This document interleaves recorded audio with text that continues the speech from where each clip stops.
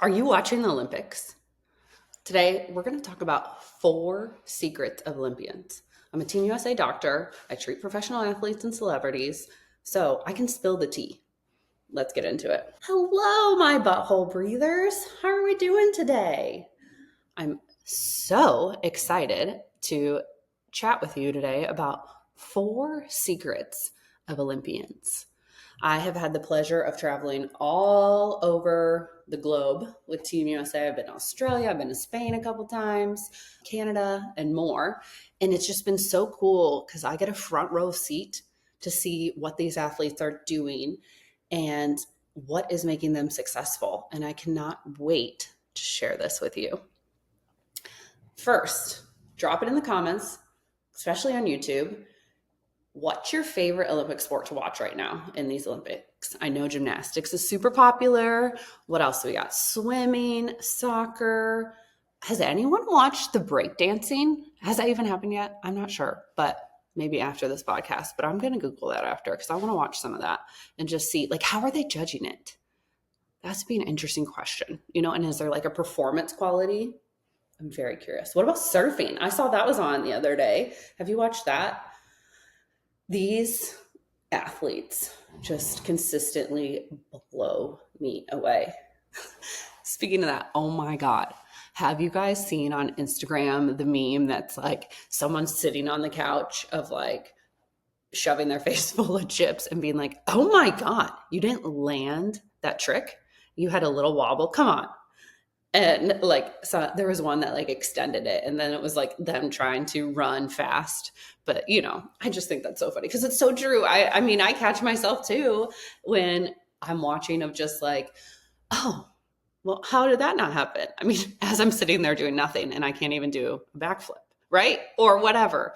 Even I love the synchronized diving. That's so cool because it's just like talk about precision and control and intra-abdominal pressure and just your body's not only being in sync for itself to be able to do these tricks, but to be in sync with each other. I mean, it is just incredible. I could go on and on, but let's get into these 4 secrets. So number 1, secrets of Olympians. They have a team around them. They have a team around them, supporting them, motivating them, there to care for them. Because do you think every day they want to wake up and do their workout and train? Especially, I mean, Olympics are what, once every 4 years in that sport? That is a long time to train.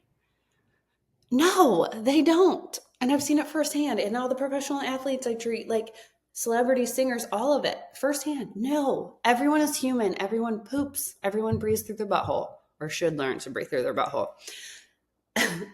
We are all human. They are no different of that. They don't always want to do it. And so you need a team around you to support you. You need a team to call you on your bullshit, honestly. Like, we all need that, right? You need someone to like step in and be like, maybe you shouldn't do that, or maybe you should do this. And I think people forget and think that all these athletes are on their own and just, have this great determination and strength, which is totally true. They do, but they're not on their own. They have a team supporting and loving on them and helping to elevate them and push them to the next level. Secret 2, they recover hard. There is this misconception I can even see when people ask me, because they know the professional athlete thing I treat and the celebrities, and they're like, they go hard every day. Oh my God, how do they do that? No, Olympians don't either. There is plenty of time for recovery, and it is needed in order to catapult yourself to the next level. It is needed for your brain and your muscles to be able to like reprogram that new trick you learned or that new speed to make it normal. So and their programs constantly change of like what's doing. We're trying to confuse the brain, and then we're also trying to keep it so that they don't get injured.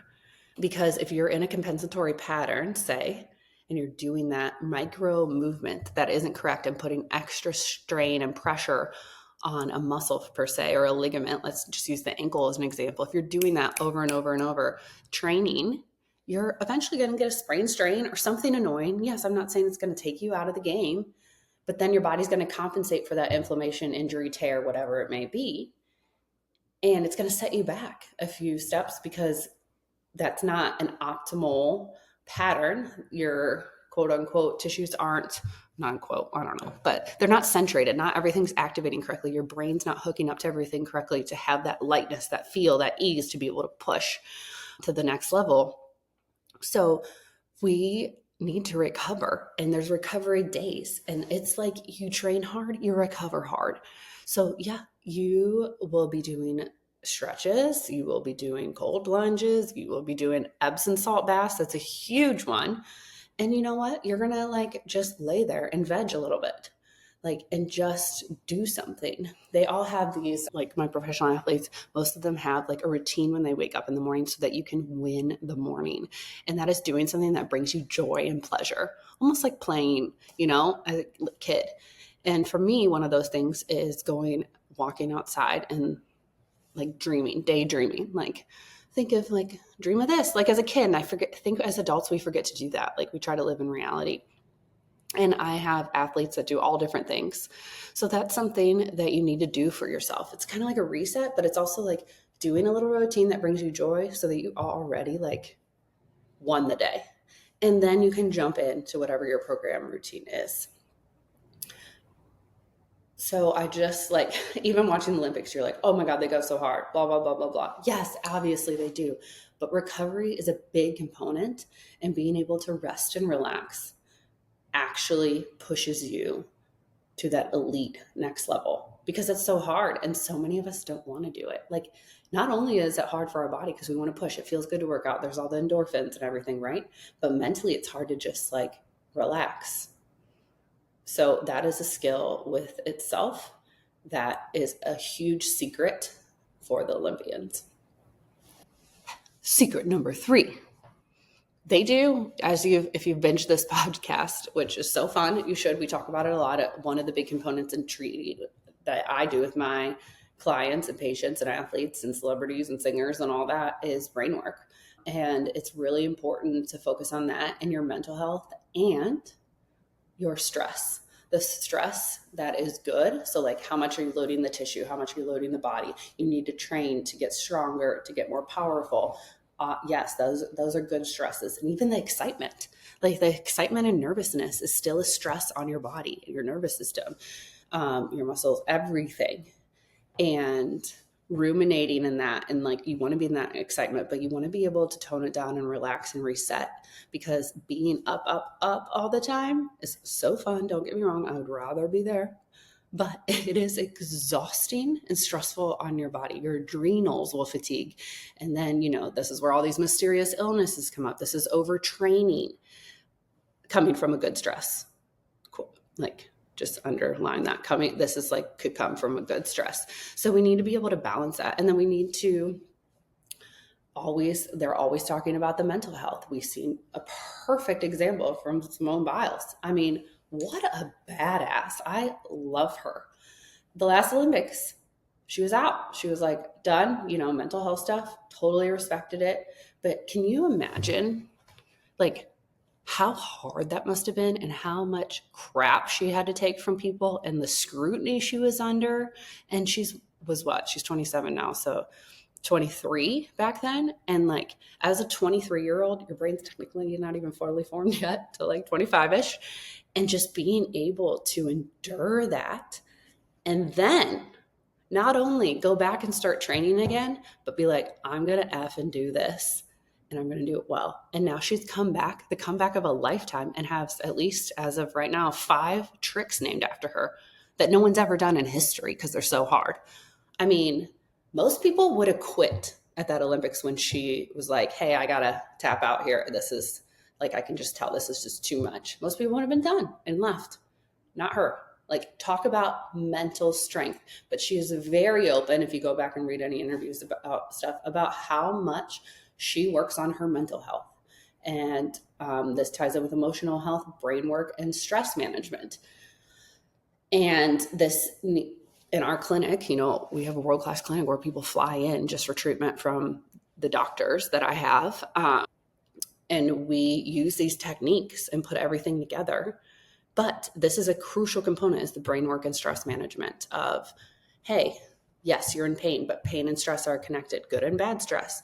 And so how in this game plan do we manage this and even turn it so that like it fuels you, it pushes you to the next level. You're jumping, accelerating without even just a few little simple tricks. So this is also a crucial component. So you're probably like, okay, this sounds really cool, but what do you mean? Like, how can I do something in my normal life? I want you to just start every morning with, you wake up, you don't even get out of bed. You can say it out loud. You can write it down. You can just think it. 5 things you're grateful for. Just 5. And it can be breathing. It can be waking up. It can be that you can wiggle your toes. It can be something so simple. Or it can be something like, I got to go with Team USA, like to treat, or I got this new client, or my kid is starting school. They got an A on their test, or whatever. It's whatever you're grateful for. 5 things every morning. And that's where I just want you to start. That is one of the simplest things that falls under the category in our game plans of brain work and the stress management.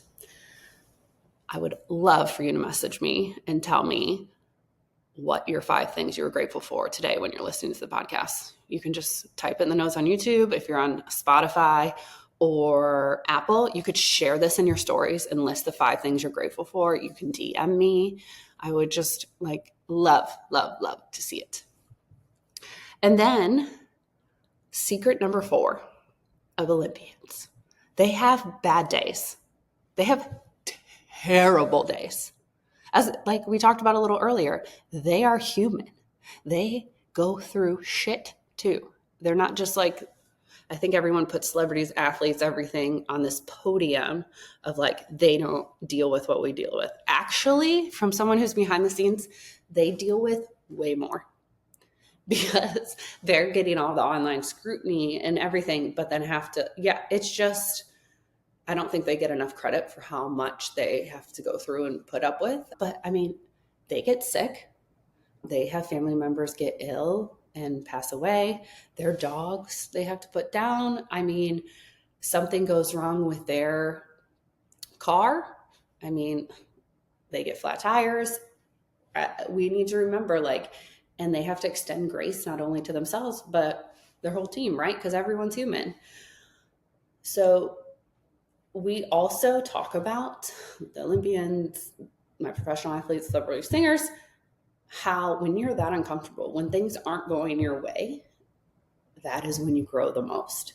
So instead of lying there in that puddle of tears when things happen, which it's fine to cry, that's actually a release, please cry. But how are you going to, in that moment, turn it around and make it a learning growth experience or something really cool? Because people that do that are the ones that are most successful. And I don't care if it's in the Olympics, if it's in professional sports, if it's in your job, if it's in your parenting, if it's in, your self-care, whatever it is, the people who are able to do that are the winners and the people at the top. Because that is actually, it's so easy to say, but so hard to do. I love these Olympics, like I said, and I love spilling the tea with you. And there's some other things I would love to talk about, but I think that'll be for another episode. But please let me know what you thought. Tap the 5 stars, share on social media, share with someone that's super into the Olympics too, just to give them the secrets. And we can all apply all 4 of those secrets to our everyday life. I talk about this more in the Pep Talk, which is my weekly email for free. And I just give you the scoop, give you celebrity level health secrets. It's so fun. It's just off the cuff, what's going on in my life at that time, what I think you need to hear and share. Maybe I saw a patient and I did something for them that was game changing. So I'm going to share it with you. So the link's in the show notes to sign up. It's absolutely free, but I can't wait to talk to you next week. Have a good one. Toodaloo.